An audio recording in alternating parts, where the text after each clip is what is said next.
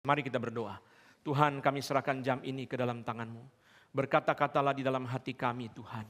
Karena kami datang untuk mendengar perkataan Tuhan. Seperti yang Tuhan titipkan kepada malaikat dan kepada malaikat untuk disampaikan kepada para gembala dan kepada para majus. Ya Tuhan, pakailah hamba-Mu yang sederhana ini, supaya dia menjadi alat yang berguna di dalam tangan Tuhan. Dengarlah doa kami. Dalam nama Tuhan Yesus kami berdoa. Amin. Saudara sekalian, orang bertanya kepada John Piper, Dr. John Piper, kenapa engkau sangat menekankan sukacita di dalam pelayanan? Lalu dia mengatakan, papa mama saya adalah orang-orang yang bersukacita di dalam Tuhan.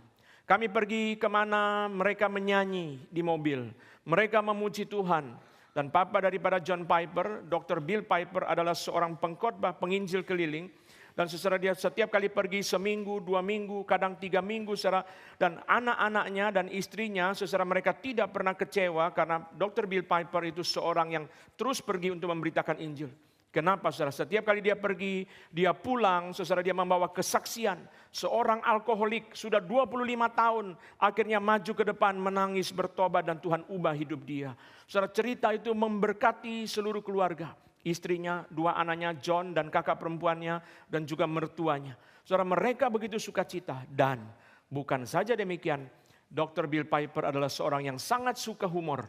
Itu sebabnya saudara, dia setiap kali pulang, dia membawa cerita-cerita lucu dari KKR di desa-desa itu. Dan mereka cerita lucu lalu saudara ketawa. Dan John Piper mengatakan, papa saya paling ketawa untuk ceritanya sendiri. Dia enggak ketawa untuk cerita orang lain, tapi dia paling ketawa untuk cerita dia sendiri. Dan dia akan ketawa, tidak peduli orang lain ketawa atau tidak ketawa, dia akan ketawa. Dan papanya John Piper adalah seorang yang gemuk sekali. Saudara, seperti Sinterklas, seperti orang yang membawa 2 buah melon yang besar. Dan kalau ketawa, saudara, perutnya itu goyang-goyang, saudara. Lalu saudara, setiap kali sudah cerita lucu, saudara, dia ketawa terbahak-bahak. Lalu mamanya di dalam meja makan itu, saudara, mamanya akan juga menyambut dengan ketawa, tapi mulai dengan teriakan seperti seorang soprano. Hah! Lalu wah, mereka ketawa dan semua anak bersuka cita. Dan saudara, dia mengatakan, John Piper mengatakan, papa saya ketika pulang pelayanan pakai jubah, dia lihat anaknya, saudara, dia lihat John Piper, dia lepas jubahnya di situ, lalu dia lari dan menyambut anaknya.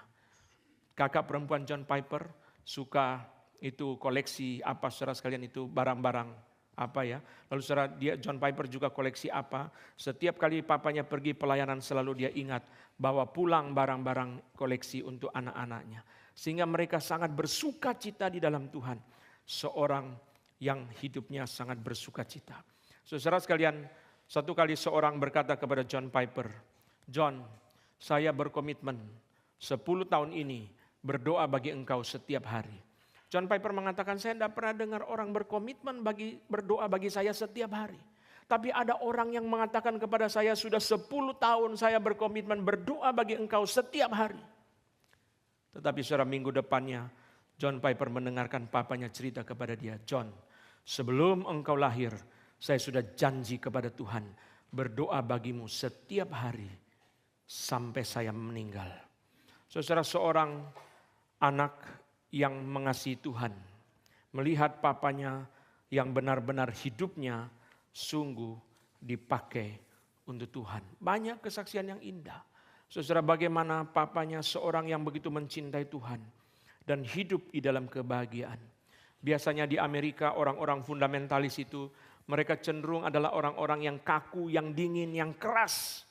Tetapi saudara, papanya John Piper adalah orang yang fundamentalis, seorang yang begitu percaya Alkitab firman Allah, seorang yang begitu percaya kepada Tuhan Yesus, tetapi hidupnya penuh dengan sukacita, hidup yang dipersembahkan. Ini yang kita mau bicara di dalam satu tema yang aneh, tetapi kita harus renungkan. Tuhan Yesus menderita dan menang di Bethlehem. Kalau Tuhan Yesus menderita dan menang di Golgota, kita mengerti. Waktu Yesus disalibkan, dia mengampuni. Waktu Yesus disalibkan, dia tidak memaki. Waktu Yesus disalibkan, dia menyerahkan nyawanya. Dia menderita dan menang di atas kayu salib. Tapi bagaimana seorang bayi menderita dan menang di palungan. Ini sesuatu yang sangat aneh, ini sesuatu yang kita nggak ketemu jalan pikirannya. Pikir-pikir sampai pecah kepala nggak ketemu. Tetapi saudara, di dalam kekayaan yang luar biasa dari firman Tuhan, saya menemukan jawabannya. Jawabannya apa saudara? Jawabannya datang daripada kesaksian hidup Musa yang kita akan belajar pagi ini saudara. Saudara, Musa lahir sebagai bayi, saudara sekalian, dan berada di dalam ancaman pembunuhan. Seperti Tuhan Yesus juga di dalam ancaman pembunuhan. Tetapi Keluaran pasal pertama mengatakan Musa dibiarkan hidup. Untuk apa? Untuk dipakai Tuhan. Seperti Musa dibiarkan hidup, tidak mengalami kematian. Demikian pula Tuhan Yesus dibiarkan hidup supaya bisa menjalankan panggilan Tuhan. Saudara sekalian, di dalam Kisah Para Rasul pasal ke-7, Stefanus berkata, saudara, Musa lahir dan bayi itu elok di mata Allah. Dan kita akan melihat saudara, Tuhan Yesus juga lahir dan bayi itu elok di mata Allah. Dibiarkan hidup dan elok di mata Allah. Ini adalah dua kemenangan daripada bayi yang lahir itu. Ternyata kematian tidak bisa menghentikan Tuhan Yesus. Sebagaimana kematian tidak bisa menghentikan Musa. Ternyata Tuhan Yesus elok di mata Allah. Lebih elok daripada Musa yang lahir dan elok di mata Allah. Saudara sekalian, ini yang akan kita renungkan dua kemenangan ini. Mari kita membuka Keluaran pasal yang pertama. Kita melihat saudara sekalian, di Mesir bayi Musa dibiarkan hidup. Di Mesir juga bayi Tuhan Yesus dibiarkan hidup. Apa tujuannya? Saudara sekalian, Keluaran pasal yang pertama, saudara sekalian, ayat yang ke-8. Ini adalah cerita, saudara, setelah Yusuf mati, setelah bangkit orang-orang yang tidak mengenal Yusuf, khususnya raja yang baru, dan mulai menindas. Ayat yang ke-8. Kemudian bangkitlah seorang raja baru memerintah di tanah Mesir yang tidak mengenal Yusuf. Berkatalah raja itu kepada rakyatnya, bangsa Israel itu sangat banyak dan lebih besar jumlahnya daripada kita. Saudara, yang luar biasa, di dalam teks ini saudara sekalian, kita menemukan bahwa di sini saudara, doktrin pilihan diajarkan secara samar-samar seperti yang nanti akan jelas diajarkan di dalam perjanjian baru. Saudara sekalian, kita melihat saudara, mereka adalah pendatang, mereka mempunyai double minority, mereka adalah pendatang, mereka adalah orang percaya. Ini adalah saudara ekstrim minority, minoritas ekstrim, mereka pendatang. Selalu saudara, yang namanya pendatang, saudara, nasibnya selalu ada di dalam tangan tuan rumah. Apalagi mereka bukan hanya pendatang, mereka pendatang dan mereka orang percaya. Berbeda saudara agamanya dengan orang-orang Mesir. Itu sebabnya saudara, di dalam penindasan itu Tuhan berkata, aku memperhatikan umatku. Ketika Tuhan berkata, aku memperhatikan umatku, disinilah saudara sekalian doktrin pilihan itu diberitahu. Bahwa orang-orang yang dipilih oleh Tuhan tidak dibiarkan di dalam penderitaan. Amin.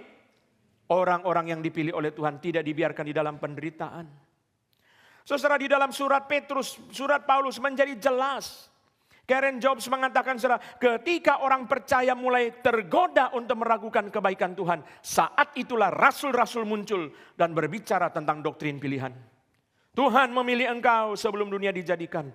Tapi sekarang saudara, ratusan tahun sebelum, ribuan tahun sebelum rasul-rasul berbicara, rupanya saudara, kitab Keluaran, Tuhan sudah berbicara mengenai doktrin pilihan kepada orang Israel yang ditindas karena mereka pendatang dan karena mereka adalah orang-orang percaya.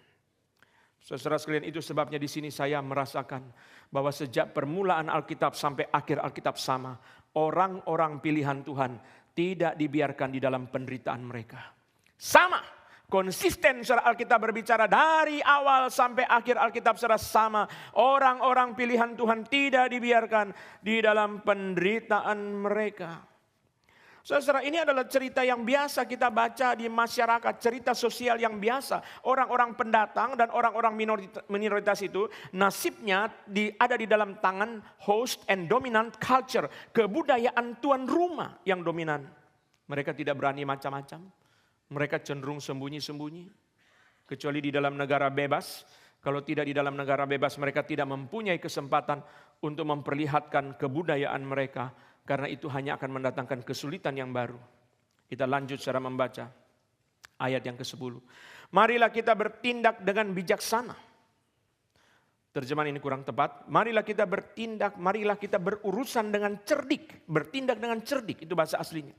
Marilah kita bertindak dengan bijaksana terhadap mereka supaya mereka jangan bertambah banyak lagi.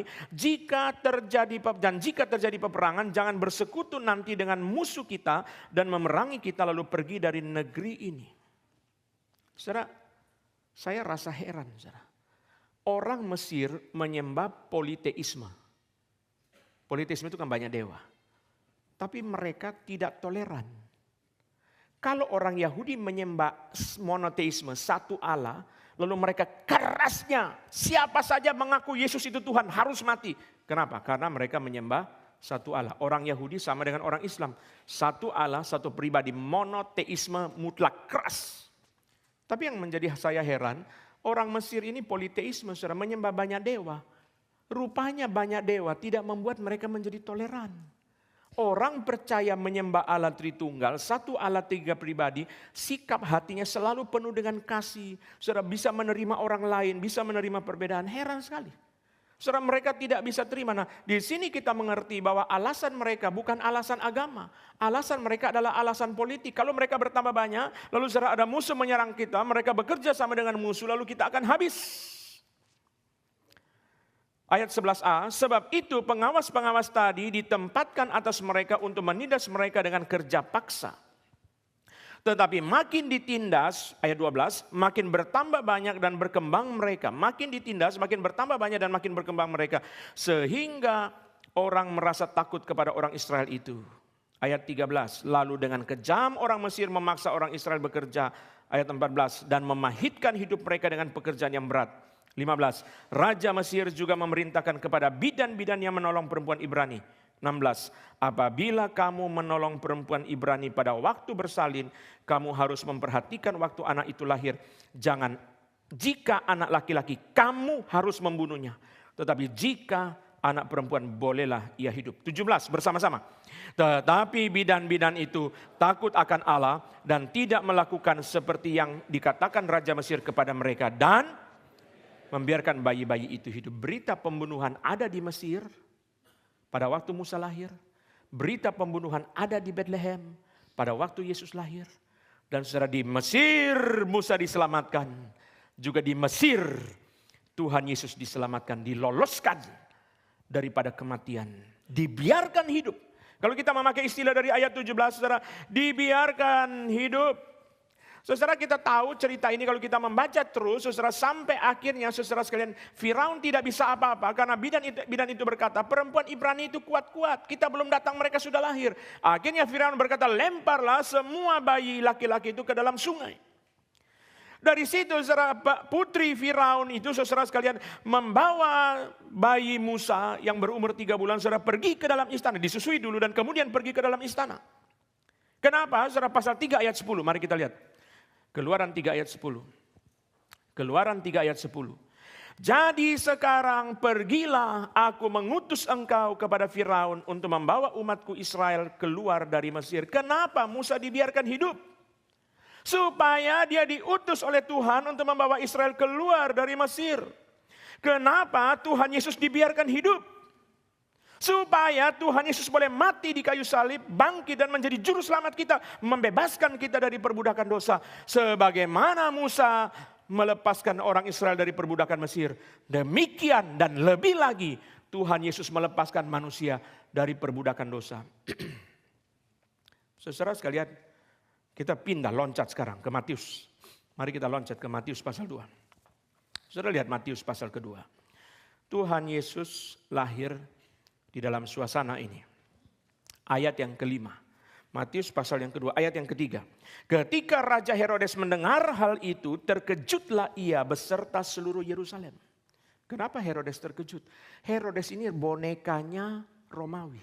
Dia bukan orang Yahudi, dia orang Edom, dia bonekanya Romawi. Itu sebabnya dia setiap kali mendengar istilah raja orang Yahudi, dia khawatir. Jangan-jangan raja yang asli muncul, lalu dia dikudeta.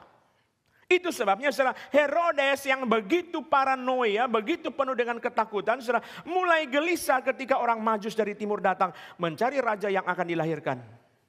Dan Herodes itu saudara sekalian, orang yang paling paranoid, mamanya dia bunuh, 2 istrinya dia bunuh, anak-anaknya dia bunuh. Dia keluar dari istana mau pergi, dia melihat 2 anak lagi ngomong-ngomong, serah dia suruh pegawai balik, pengawal istana balik lagi dan bunuh 2 anak itu. Mereka tanya, kenapa raja suruh bunuh 2 anak itu? Jangan-jangan mereka lagi sekongkol mau mengkudeta saya. Kembali bunuh mereka.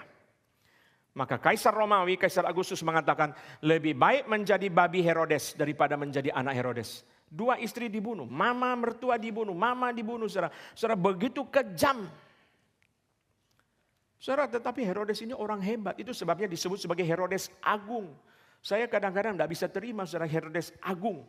Herodes gendut boleh saudara. Herodes Agung itu saudara, agung apanya saudara? Dia disebut Herodes Agung karena dia membangun bait Allah yang begitu megah. Dan dia membangun istana yang 9 lantai ke bawah yang begitu megah. Bait Allah dengan tinggi 50 meter. Zaman itu secara keliling ke seluruh dunia ada kota dengan bangunan 50 meter. Sulit ditemukan. Zaman sekarang saja di Indonesia. Tidak semua kota provinsi ada bangunan tinggi 50 meter. Zaman itu ada. Itu sebabnya saudara disebut sebagai the miracle of architecture. Miracle, mujizat arsitek. Itu sebabnya dia disebut sebagai Herodes Agung. Kenapa Yerusalem takut? Saudara, kenapa Yerusalem terkejut? Karena orang-orang Yerusalem sudah tahu kalau Herodes sudah paranoia, maka mereka akan kena sasarannya. Itu sebabnya yang dia lakukan saudara adalah panggil imam Yahudi, tanya, di mana Mesias dilahirkan? Lalu setelah itu saudara sekalian, dia memanggil orang Majus, bertanya, dia pura-pura beritahu saya supaya saya juga menyembah. Tapi niatnya adalah membunuh. Saudara perhatikan. Penolakan itu adalah hal yang konsisten Tuhan Yesus alami sepanjang hidup dia. Dari Bethlehem ditolak. Maka Lukas pasal 2 mengatakan tidak ada tempat untuk melahirkan kecuali di kandang. Sampai di Nazaret kota kelahiran dia, mereka kecewa dan menolak dia. Sampai dia murid-murid meninggalkan Yesus. Sampai di Golgota, Tuhan Yesus ditolak lagi. Itu sebabnya Yesus berkata, serigala-serigala mempunyai liang, burung-burung mempunyai sarang, tetapi anak manusia tidak mempunyai tempat meletakkan kepala. Yang dia alami adalah ditolak dan ditolak dan ditolak, seperti lagu kedua yang kita nyanyikan tadi. Kemarin dalam doa pagi saya ucapkan satu kalimat yang sangat penting. Sangat penting, dengar baik-baik. Maria adalah satu-satunya orang yang berada di Bethlehem sekaligus di Golgota. Tidak ada orang lain. Dan Maria itu ibu Yesus. It was so painful for her. Di Bethlehem ada Majus, ada gembala. Di Golgota mereka tidak ada. Di Golgota ada Rasul Yohanes, ada para perempuan, ada prajurit, ada penjahat yang bertobat. Di Bethlehem mereka tidak ada. Dan di Bethlehem ada malaikat. Tetapi di Golgota malaikat mundur. Malaikat mengikuti Yesus sepanjang hidup. Dari Bethlehem sampai mana malaikat berhenti? Sampai Getsemani, malaikat mundur. Satu-satunya orang yang ada di Bethlehem dan ada di Golgota hanya Maria. Satu-satunya orang. Dan itu mamanya. Dan saudara kalau jadi mama atau jadi papa, saudara melihat anak lahir seperti binatang, mati seperti binatang. Tidak ada yang lebih pahit bagi kita sebagai orang tua. Itu sebabnya di mana-mana saya katakan saudara, hal yang paling pahit dalam hidup manusia salah satunya adalah orang tua menguburkan anak. Anak menguburkan orang tua banyak yang pahit saudara. Tapi orang tua dengan tangannya sendiri memasukkan tanah ke dalam kuburan anaknya. Saudara. Itu adalah salah satu yang sangat pahit. Dan Maria mengalami ini. Saudara, yang sama antara Bethlehem dan Golgota saudara, adalah penolakan. Penolakan yang konsisten terjadi dari Yesus lahir sampai Yesus mati di kayu salib. Makin lama semakin memuncak. Saudara, tetapi bukan hanya penolakan, ada kematian, ada bau kematian, ada bau pembunuhan. Petrus, Paulus, mereka suka sekali pakai istilah apa? Yesus dibunuh, Yesus dibunuh. Mereka nggak mengatakan Yesus disalibkan, di bagian lain mereka bicara itu. Tapi Paulus, Petrus suka sekali bicara apa? Yesus dibunuh. Terus terang saja, kita tidak usah sembunyi-sembunyi. Ini adalah fakta bahwa Yesus mati tidak wajar. Saudara lihat ya, di Bethlehem ada ya, dia akan dibunuh. Seperti Musa juga akan dibunuh. Tadi kata bunuh muncul. Tetapi dibiarkan hidup. Yesus juga akan dibunuh tetapi dibiarkan hidup. Nah, saudara perhatikan apa bedanya? Saudara, bedanya adalah saudara, di dalam Keluaran pasal pertama, pemeran utamanya adalah bidan. Di dalam Matius pasal yang kedua, pemeran utamanya adalah malaikat, itu bedanya. Tuhan tidak mengizinkan ada manusia yang berjasa di dalam membiarkan Tuhan Yesus hidup. Hanya malaikat yang mengatur, malaikat menyuruh Yusuf ke sini, malaikat menyuruh Yusuf ke sana. Dan Yusuf adalah orang yang peka akan pimpinan Tuhan dan taat kepada pimpinan Tuhan. Dan dia membawa seluruh keluarga taat kepada Tuhan. Yusuf adalah teladan semua suami, peka akan pimpinan Tuhan dan membawa seluruh keluarga taat kepada Tuhan. Itu teladan Yusuf. Saudara sekalian, Musa dibiarkan hidup untuk apa? Untuk diutus oleh Tuhan membawa Israel keluar dari Mesir. Saudara, Tuhan Yesus juga dibiarkan hidup. Dibiarkan hidup saudara dengan misi yang lebih mulia. Bukan hanya membawa manusia keluar dari perbudakan jasmani, tetapi membawa manusia keluar dari perbudakan dosa. Ini jauh lebih mulia. Itu sebabnya Ibrani mengatakan, saudara, Tuhan Yesus jauh lebih mulia daripada Musa. Dibiarkan hidup. Dibiarkan hidup untuk apa, saudara? Karena ada misi yang harus dijalankan. Inilah kemenangannya. Bayi bisa menang, bisa. Bagaimana caranya? Meskipun di dalam ancaman kematian, dibiarkan hidup. Hidup untuk apa? Musa dan Tuhan Yesus diberi hidup, dibiarkan hidup karena ada tugas yang harus mereka kerjakan. Itu yang harus kita tanya sama Tuhan. Tuhan, saya ini diberi hidup, dibiarkan. Mungkin saudara juga pernah mengalami hampir mati, saudara ya. Tapi kita nggak usah tunggu mengalami hampir mati baru kita ingin mencari maksud Tuhan. Tuhan, Engkau membiarkan saya hidup untuk apa? Kita mesti bertanya, Tuhan, apa tugasku kalau Engkau masih beri kepada saya hidup sampai sekarang? Apa tugasku? Tadi di dalam video tentang lansia dikatakan apa, saudara? Jangan tinggalkan aku pada waktu kekuatanku habis. Kalau saya masih diberikan hidup sampai sekarang, apa tugasku? Setiap kali saya membesuk orang tua saya selalu mengatakan, papa saya meninggal umur 70, mama saya meninggal umur 58.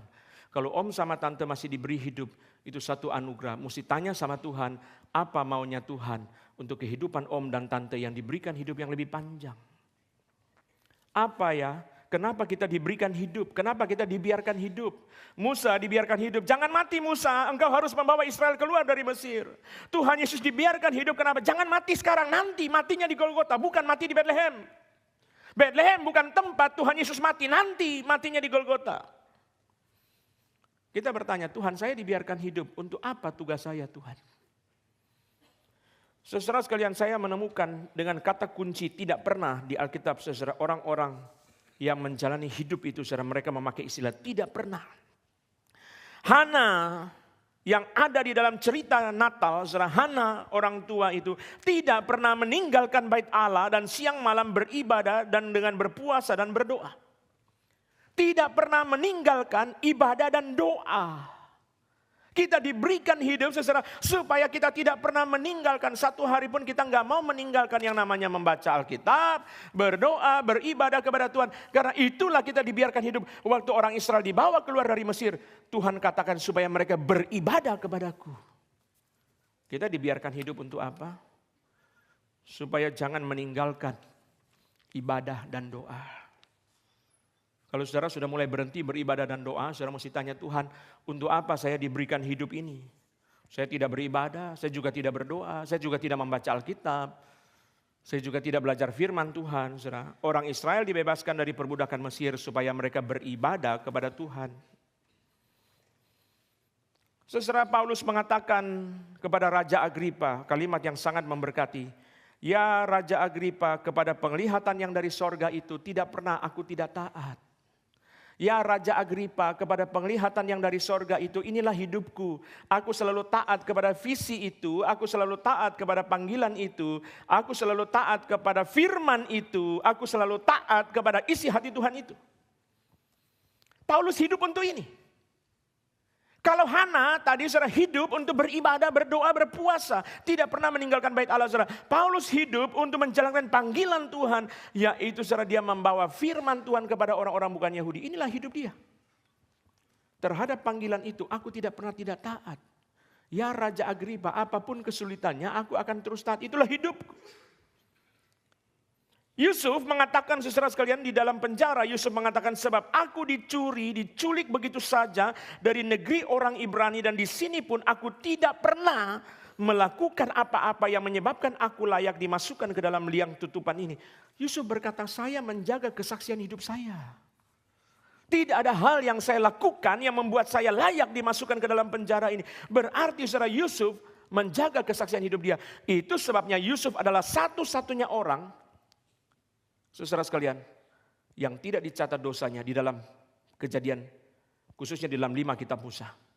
Nanti ada satu lagi di belakang, yaitu Daniel di bagian terakhir, saudara. Bagian pertama perjanjian lama, Yusuf. Bagian terakhir perjanjian lama, itu di dalam periode-periode pembuangan, itu adalah Daniel. Separuh, saudara, selisih separuh lebih dari perjanjian lama itu.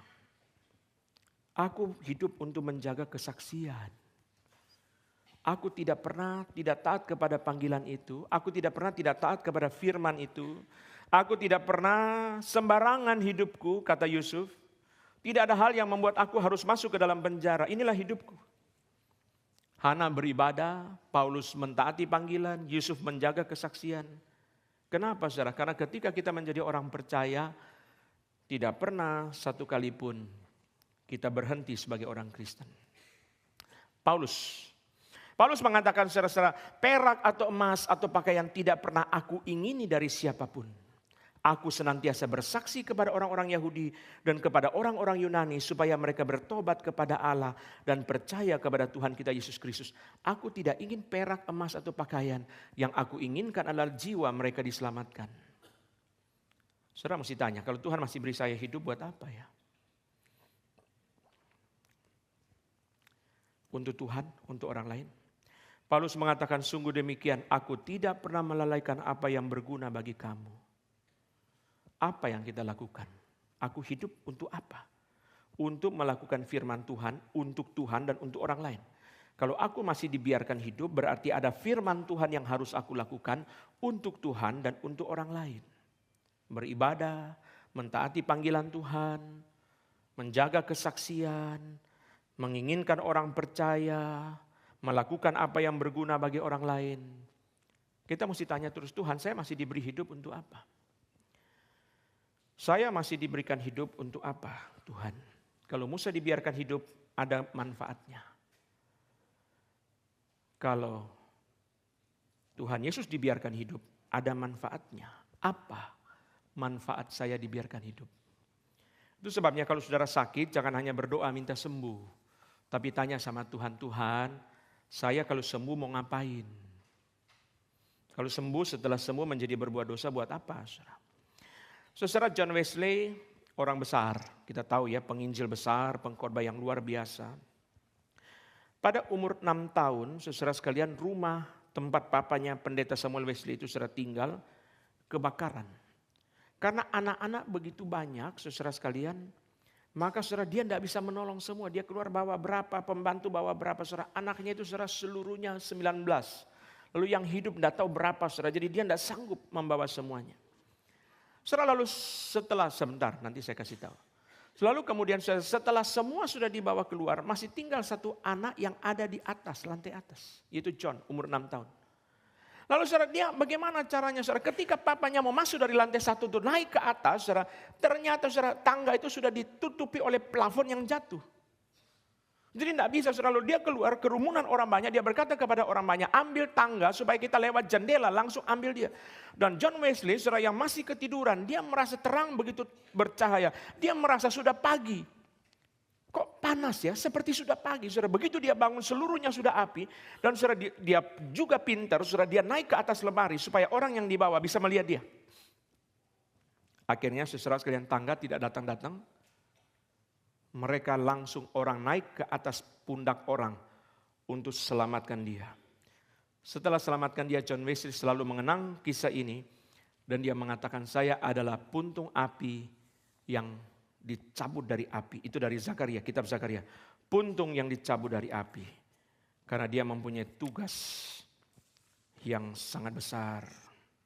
Untuk berkhotbah, setiap tahun berkhotbah 1000 kali. Kita lihat 3 gambar ini saudara ya.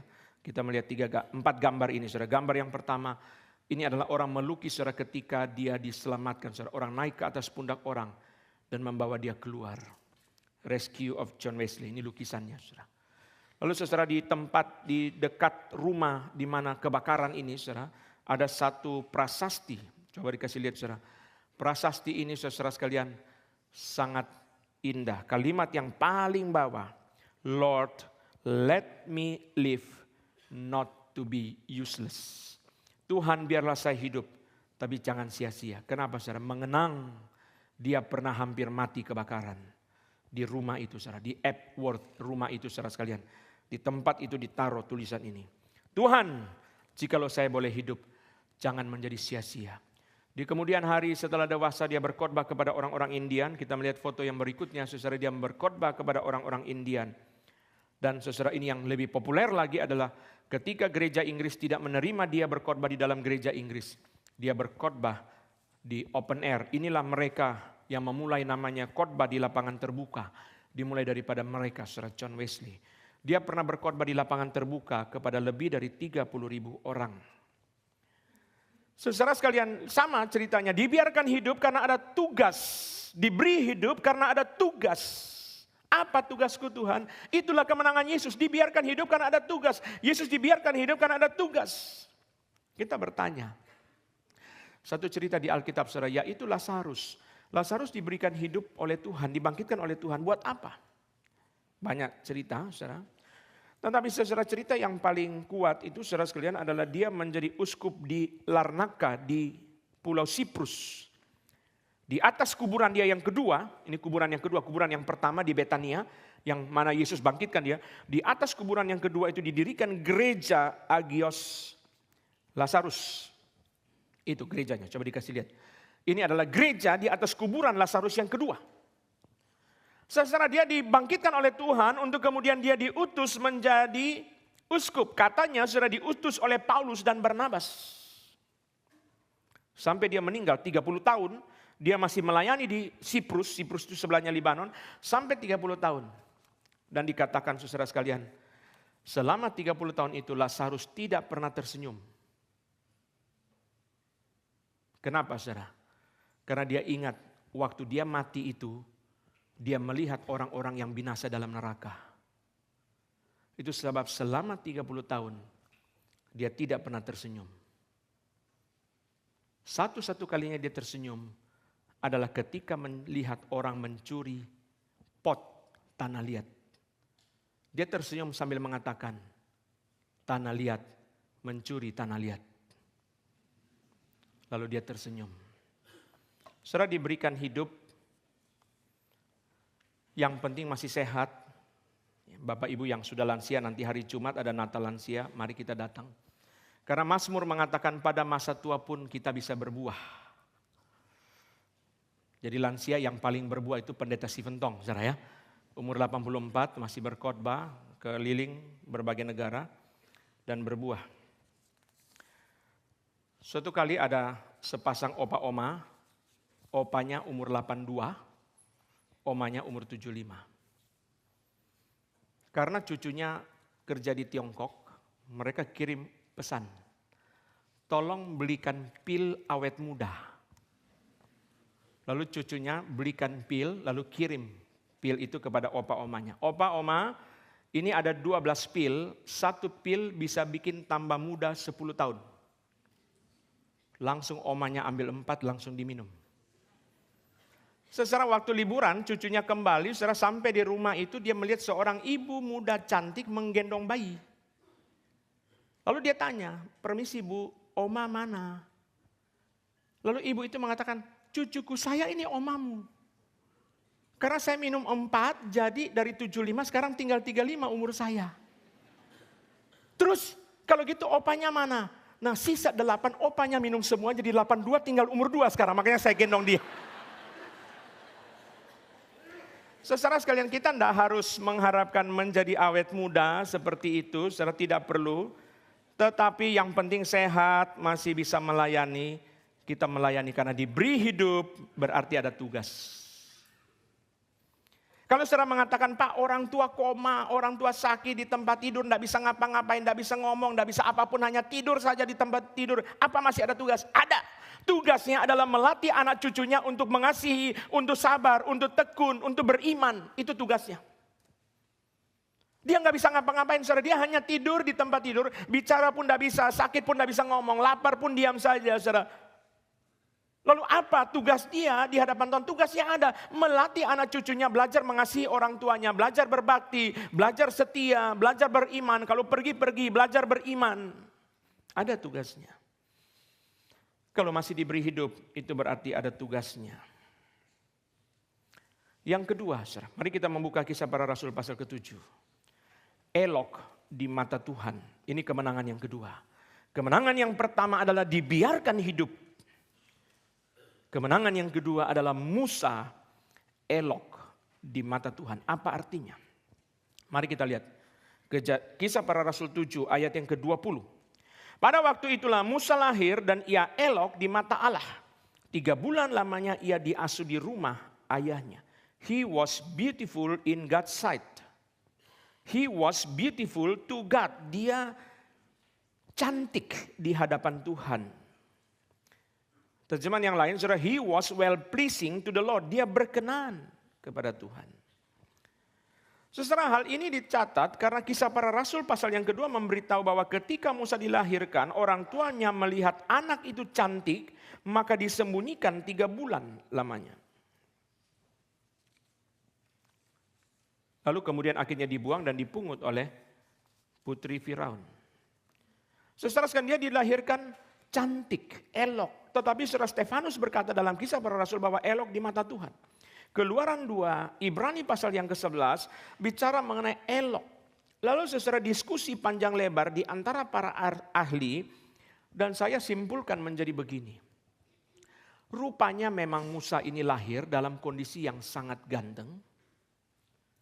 Dan saudara, itu dipahami sebagai tanda bahwa Tuhan berkenan kepada dia. Itu adalah tanda bahwa Tuhan berkenan kepada dia.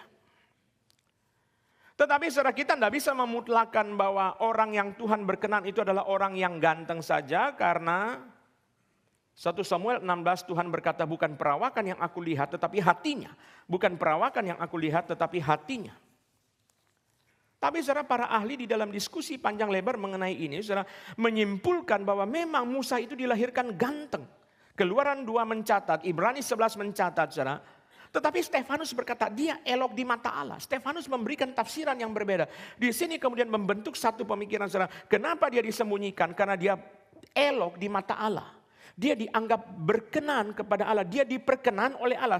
Tuhan senang kepada dia seperti yang dikatakan oleh Kejadian mengenai Nuh. Nuh memperoleh kasih karunia di mata Tuhan.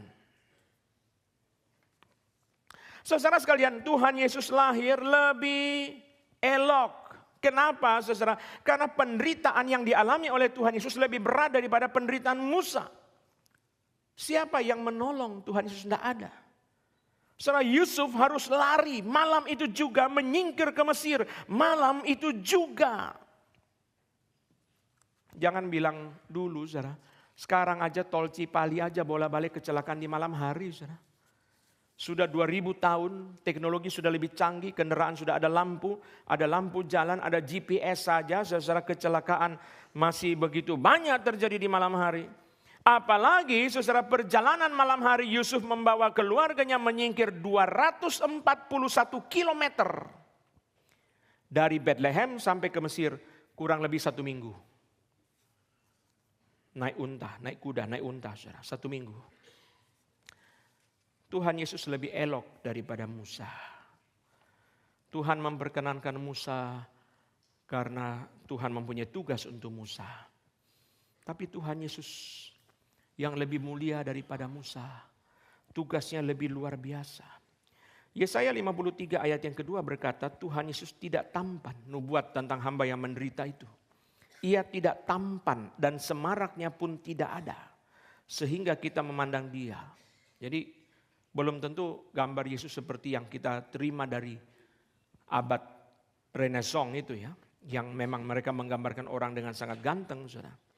Ada banyak rekonstruksi menggambarkan Mungkin Tuhan Yesus itu memang wajahnya lebih seperti orang Afrika. Hidungnya sudah pasti bengkok begini, sudah seperti Paulus. Karena itu tipikal hidung daripada orang-orang Palestina, orang-orang Israel sudah bengkok. Seperti ini. Saudara sekalian, Musa membawa orang Israel keluar dari perbudakan Mesir. Tuhan Yesus membawa orang-orang berdosa keluar dari perbudakan dosa. Jauh lebih elok di mata Allah. Musa menjadi pemimpin Israel jasmani, Tuhan Yesus menjadi pemimpin Israel rohani. Mari kita lihat saudara, ayat yang jarang kita baca di dalam cerita Natal, Matius 2. Matius pasal kedua, ayat ini tenggelam. Jadi rupanya tidak semua ayat di dalam cerita Natal itu kita perhatikan, banyak juga ayat yang tenggelam. Dan ini salah satu contoh ayat yang tenggelam. Matius pasal yang kedua, ayat yang ke-6. Dan engkau Bethlehem, tanah Yehuda, engkau sekali-kali bukanlah yang terkecil di antara mereka yang memerintah Yehuda, karena daripada mula akan bangkit seorang pemimpin yang akan menggembalakan umatku Israel. Pemimpin, leader, itu bahasa Yunaninya adalah hegemoni. Hegemonos, hegemoni itu saudara, bahasa Inggris hegemoni itu dari bahasa Yunani saudara, seorang ruler, seorang yang berdaulat, yang menggembalakan umatku Israel. Di sini bukan Israel jasmani, di sini Israel rohani saudara. Musa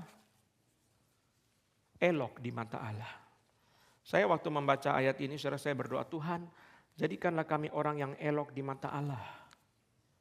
Sekalipun tidak elok di mata manusia. Tuhan Yesus saudara menderita, seperti Musa juga menderita, tapi jauh lebih menderita daripada Musa. Dan saudara sekalian, bisa saja tidak elok di mata manusia, tetapi elok di mata Allah. Apa artinya saudara menjadi elok di mata Allah? Ini kemenangan yang kedua. Sekalipun penuh dengan penderitaan, tapi elok di mata Allah. Saudara, elok di mata Allah itu seperti Zakaria dan Elisabet yang sekalipun mandul dan tidak punya anak, tetapi mereka benar di hadapan Allah. Elok di mata Allah artinya benar di hadapan Allah. Sekalipun menderita tetap lurus, sekalipun menderita tetap setia, sekalipun menderita tetap benar. Seorang bapak bilang sama saya, Pak, istri saya dibunuh sekian tahun, tapi saya tidak pernah menjamah perempuan. Itu elok di mata Allah, saudara. Sekalipun di mata manusia dia begitu sial karena istrinya dibunuh. Tadi berkata, saya tidak menjamah perempuan. Saya memelihara kesucian. Elok di mata Allah, saudara, adalah sekalipun menderita seperti Zakaria dan Elisabet, papa dari Yohanes Pembaptis, tetapi mereka benar di mata Allah. Itu adalah secara elok di mata Allah. Sekalipun menderita tetapi tetap taat. Sekalipun menderita tetapi tetap setia. Usaha sulit tetapi pelayanan tidak berkurang. Penjualan berkurang, pelayanan tidak berkurang. Penjualan berkurang, baca Alkitab tidak berkurang. Itulah orang yang elok di mata Allah. Penjualan berkurang, baca Alkitab tidak berkurang. Penjualan berkurang, pelayanan tidak berkurang. Itulah orang yang elok di mata Allah. Penghasilan berkurang, tetapi perjuangan untuk kerajaan Allah tidak berkurang. Itu kemenangan saudara dalam penderitaan. Itulah orang yang elok di mata Allah. Orang yang elok di mata Allah adalah orang, dengar definisinya. Sekalipun tidak elok di mata manusia, tapi dia mempunyai keagungan di mata Allah. Dia mempunyai tugas yang mulia, mempunyai kesaksian di mata Allah yang mulia. Saya suka menyebut itu sebagai tragic obedience, ketaatan yang tragis. Saudara lihat Hosea, disuruh sama Tuhan menikah sama pelacur. Waduh, serem. Orang sulit terima cerita ini, saudara. Kenapa Hosea harus menikah dengan pelacur? Supaya orang Israel melihat dengan mata kepala sakit hati Tuhan. Perlihatkan kepada mereka langsung. Yohanes Pembaptis mati tragis. Saudara, Tuhan Yesus sendiri matinya tragis. Di mata manusia mereka tragis, tetapi di mata Allah mereka adalah orang yang elok di mata Allah. Sekalipun mereka adalah orang-orang yang tidak elok di mata manusia, tetapi mereka adalah orang yang elok di mata Allah. Menderita di mata manusia, saudara sekalian. Elisabet saja waktu Tuhan memberikan Yohanes Pembaptis dalam kandungan dia, Elisabet berkata, Tuhan berkenan menghapuskan aibku. Di mata manusia aib, kamu keluarga imam kok bisa mandul, berarti kamu pasti ada dosa. Tapi mereka elok di mata Allah. Orang yang elok di mata Allah, saudara, adalah orang yang di mata manusia saudara kurang bagus, tetapi di mata Allah itu luar biasa.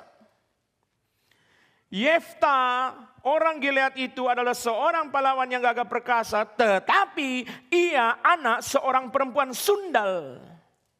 Yefta mempunyai masa lalu yang buruk, saudara, tetapi dia elok di mata Allah. Sekalipun saudara dia mempunyai masa lalu yang buruk, tetapi ketika dia bertobat, dia merendahkan diri, saudara, Tuhan memakai dia. Dia adalah orang yang elok di mata Allah. Dia mempunyai masa lalu yang buruk, saudara. Saudara tidak boleh dijebak oleh masa lalu saudara yang buruk. Kalau saudara sudah sungguh-sungguh bertobat dan saudara menyerahkan diri dengan rendah hati dan taat, saudara akan menjadi orang yang elok di mata Allah. Sekalipun menderita, sekalipun masa lalunya buruk, saudara. Yefta adalah anak seorang perempuan sundal. Dia panglima perang, tetapi Tuhan pakai dia menjadi orang yang membebaskan Israel dari penjajahan Amon. Kenapa Yefta disebut sebagai orang yang elok di mata Allah, saudara? Karena Yefta ketika berjanji kepada Tuhan, Tuhan kalau saya menang dari Bani Amon, siapapun yang keluar dari rumah saya persembahkan. Dan dia mempersembahkan anak perempuan dia. Satu-satunya anak, tidak ada anak lain. Dia jalankan janji dia di hadapan Tuhan. Itu sebabnya Yefta adalah orang yang elok di mata Allah. Sekalipun dia adalah anak dari perempuan sundal. Dia berkata, Tuhan kalau engkau beri kepada saya kemenangan, maka saya pulang, apa saja yang keluar dari rumah saya persembahkan. Dan waktu dia pulang, anak perempuan dia, anak satu-satunya, tidak ada anak lain. Keluar dari pintu rumah, dia persembahkan. Dia berkata kepada anak perempuannya, hatiku hancur, tapi mulutku sudah berujar janji kepada Tuhan yang dia janjikan. Tidak dia ingkari, tidak seperti Ananias dan Safira yang sudah mereka janji, mereka cancel. Yefta itu meskipun mempunyai masa lalu yang buruk, tapi dia elok di mata Allah. Saudara nggak boleh mengatakan masa lalu saya buruk, keluarga saya buruk. Kalau saudara seperti Yefta, saudara betul-betul taat kepada firman, saudara elok di mata Allah. Orang-orang Yahudi berkata tentang Petrus dan Yohanes. Ketika sidang itu melihat keberanian Petrus dan Yohanes dan mengetahui bahwa keduanya orang biasa yang tidak terpelajar. Tidak terpelajar, heranlah mereka dan mereka mengenal keduanya sebagai pengikut Yesus. Dia tidak terpelajar, tidak sekolah tinggi, tapi berapa jiwa yang dia bawa kepada Yesus. Lebih dari pendeta yang punya gelar doktor satu baris.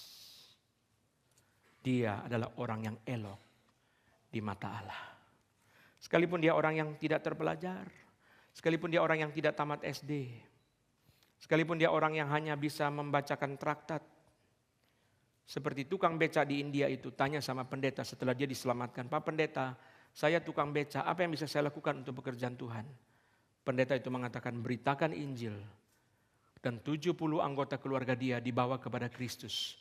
Dia adalah orang yang elok di mata Allah. Dia bukan orang yang sekolah tinggi seperti Yohanes dan Petrus. Saudara lihat ya, orang yang mempunyai masa lalu buruk bisa elok di mata Allah. Orang yang tidak terpelajar bisa elok di mata Allah. Orang yang menderita bisa elok di mata Allah. Keempat, saudara. Yang keempat. Amos. Jawab Amos kepada Amazia, aku ini bukan nabi dan aku tidak termasuk golongan nabi. Melainkan aku ini seorang peternak dan pemungut buah ara hutan. Peternak dan pemungut buah ara hutan. Tetapi Tuhan mengambil aku dari pekerjaan menggiring kambing domba. Dan Tuhan berfirman kepadaku, pergilah bernubuatlah kepada umatku Israel. Sekalipun dia miskin, dia dipakai Tuhan. Inilah orang yang elok di mata Allah. Amos adalah seorang peternak dan pemungut buah ara hutan. Tetapi saudara, Tuhan pakai dia. Seperti D.L. Moody yang sudah sampai umur 14 tidak bisa membaca. Keluarga yang miskin sebelumnya, saudara. Pada waktu musim dingin, saudara, orang yang menagih hutang datang, saudara, dan merampas semua harta benda di dalam rumah mamanya, termasuk kayu bakar untuk pemanas, untuk heater di musim dingin. Itu pun dirampas semua oleh orang tagih hutang. Dan sekeluarga ketika musim dingin itu mengatasi musim dingin dengan berangkul-rangkulan pada malam hari. Mama dan anak-anaknya. Tapi di ilmu dipakai Allah.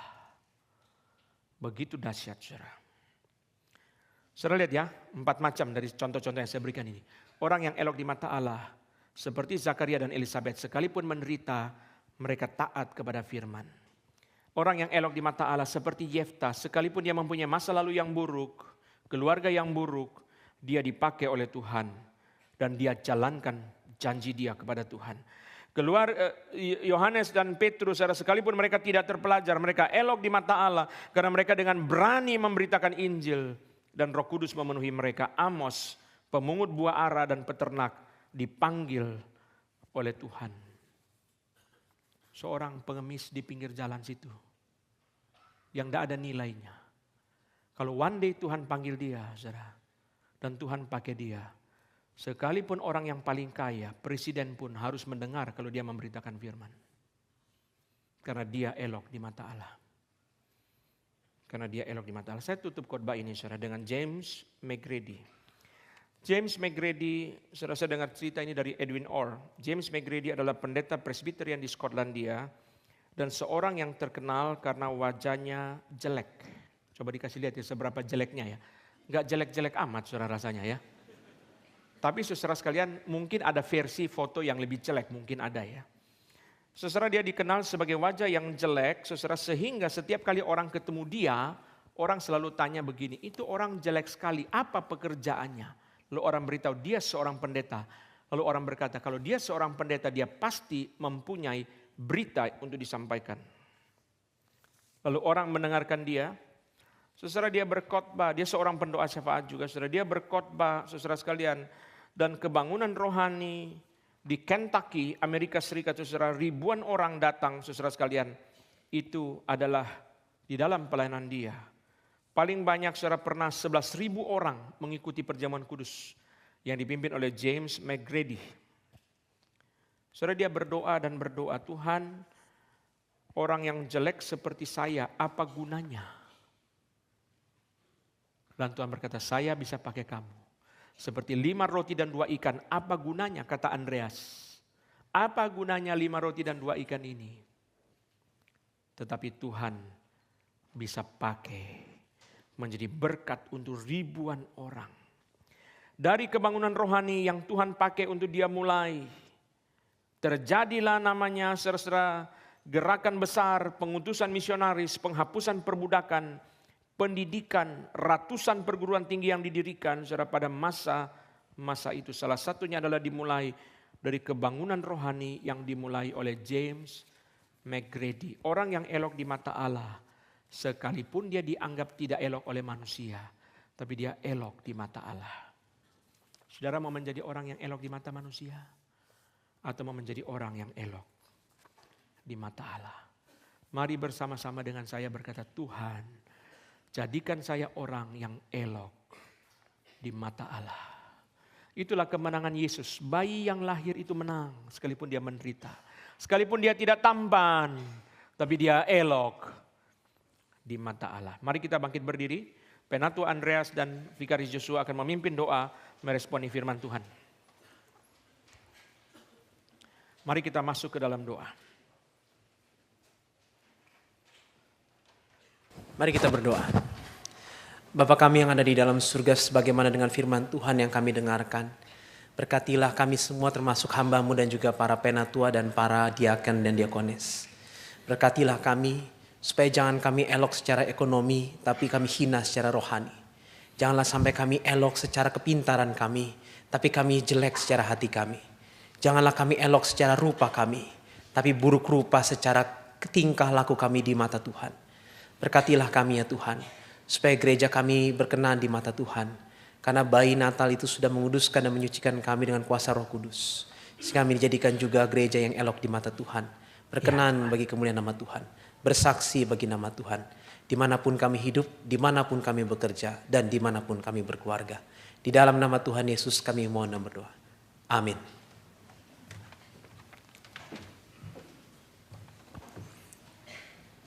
Bapa dalam surga, kami bersyukur atas firman yang sudah kami boleh dengar pada pagi hari ini.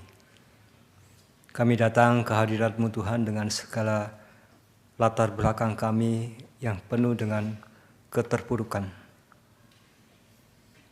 dan kami membawanya ke hadirat-Mu Tuhan.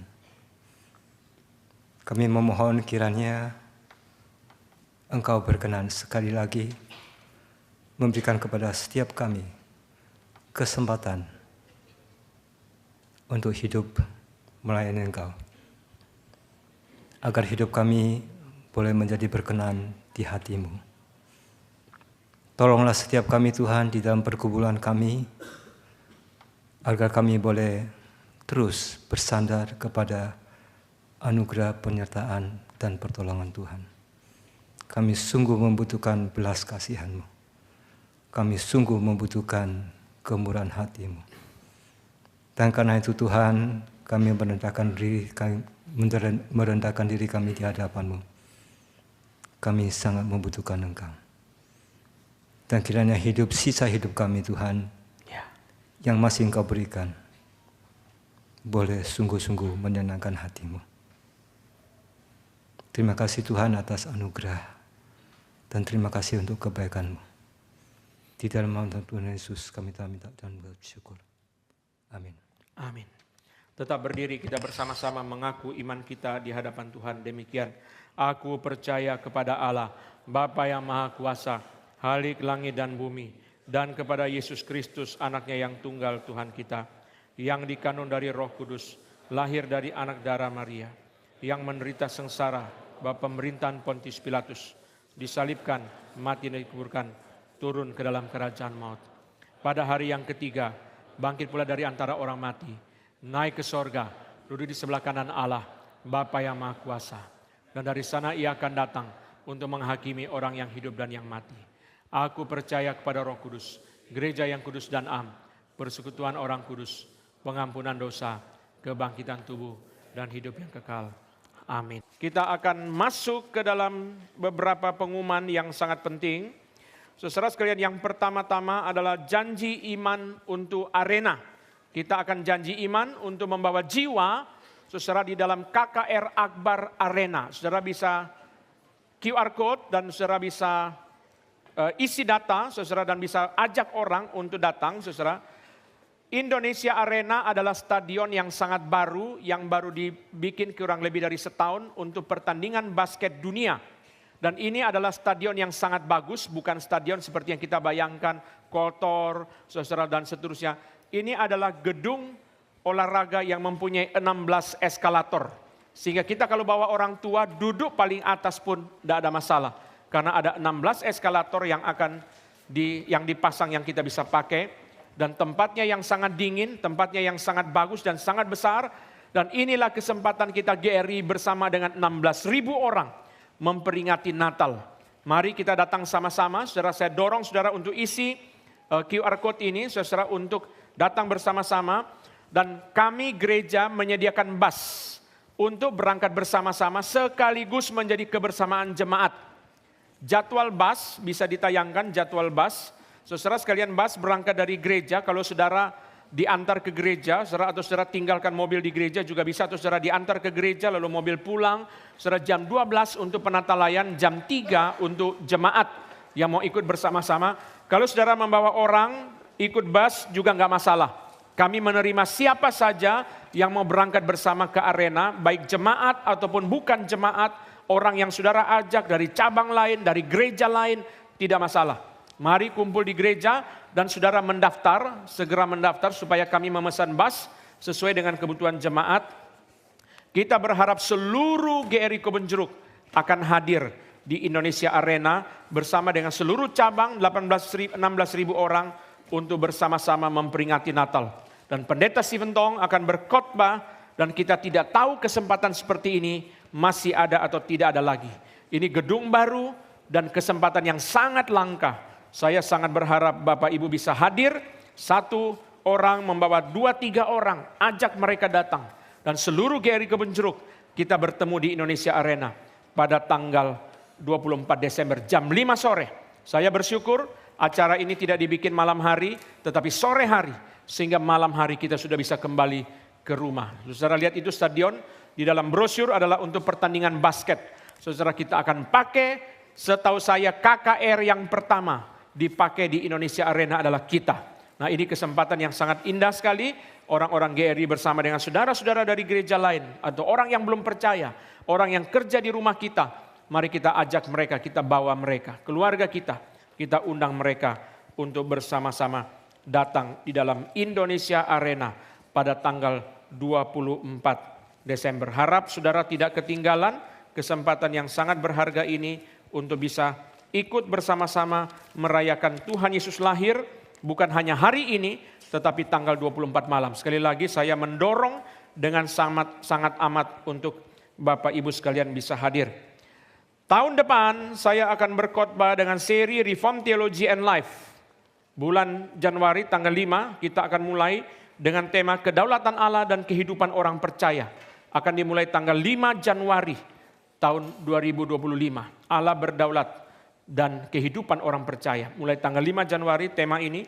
Saudara, dan mulai bulan Januari, PA hari Rabu akan membahas tema yang sangat bagus, yaitu saudara sekalian, Kidung Agung dan Romantika dalam Pernikahan, tanggal mulai bulan Januari dan Februari 2025. Setiap hari Rabu, hanya fisik. Saudara bisa membaca di Instagram GRI Kebonjeruk, di website GRI Kebonjeruk.